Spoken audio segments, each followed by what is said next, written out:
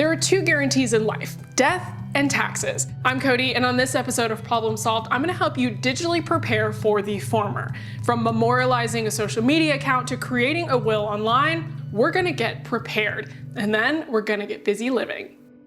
There are a lot of important memories stored in our computers and our smartphones. However, if they don't have the passcode, they can't access it. That becomes an even bigger problem if and when someone passes. If you use Apple devices, you can designate a legacy contact. This is someone that you choose to have access to your data in the event of your passing. I'll repeat that: your data, not your device. If you have a passcode on it and your legacy contact doesn't have that information, they won't be able to bypass the code and unlock the device. To add a legacy contact, go to your Apple account and then tap Sign In and Security. Then just choose the person or persons you want to have a copy of the key. They'll be given a digital key that they'll need to use to unlock your data, but they can't access it whenever they want. Apple requires the digital key and a death certificate before they grant access. Your contact will be able to see things like your photos, your messages, and your apps, but not information like passwords saved in the keychain or any credit card information saved on your device. I know it's not fun to think about, but it's important to be prepared.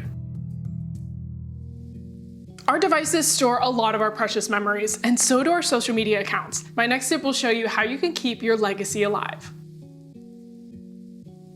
Things that live on the internet can exist long after we do. That includes things like our social media profiles and our email addresses, but you might not want it to. Some platforms let you choose what happens when that time comes. Google's Inactive Account Manager lets you decide now what happens to your data when your account becomes inactive later. You can grant someone permission to access the data from your account, so from places like Google Drive, YouTube, and Gmail. Facebook and Instagram allow you to memorialize your page so your loved ones can still view it and leave comments depending on your privacy settings. Once a page is memorialized, it can't be logged into again. However, Facebook allows you to set a legacy contact. Now, this person can do some things like accept friend requests or change the profile picture. If you or your loved one don't have this set up beforehand, most social media companies will delete the profile for you. You just have to submit a request along with a copy of the death certificate. It's easier for me to worry about it now than for them to worry about it later.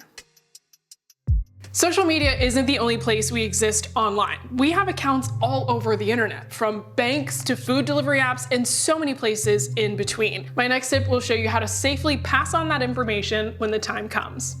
Getting into a loved one's phone or computer after they pass can be a nightmare, if not downright impossible. You can give your partner or your children your passcode or add their facial ID or fingerprint to your device, but that's not an option for everybody. Once upon a time, passing important information on to your loved ones was as simple as writing it down and storing it somewhere safe, like a safe deposit box at the bank. Then, when your loved ones needed it, they could go and access it.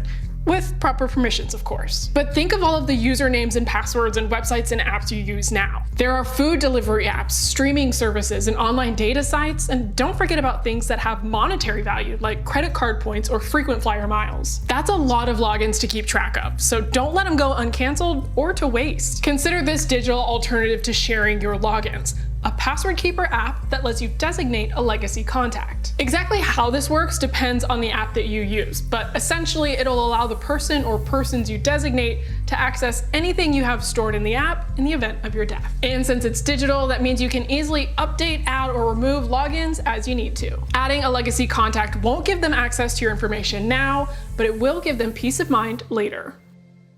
We've covered a lot of our digital assets, but they're really just a small piece of the pie when it comes to what we have. My final tip will help you create a last will and testament.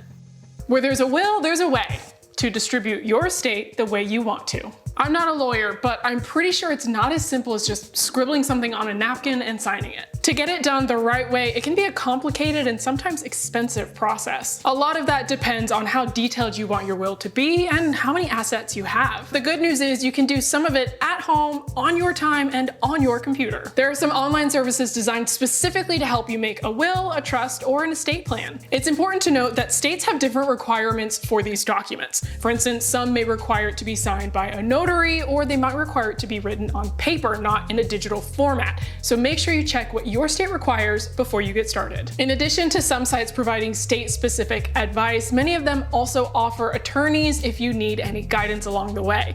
So find the site that works best for your needs and your budget. It's not going to be free, but it can be a more affordable option. Online will makers aren't for everybody, so take time to research what's best for your future, whether it's done online or in an attorney's office. Having even the most basic will is better than having no will at all.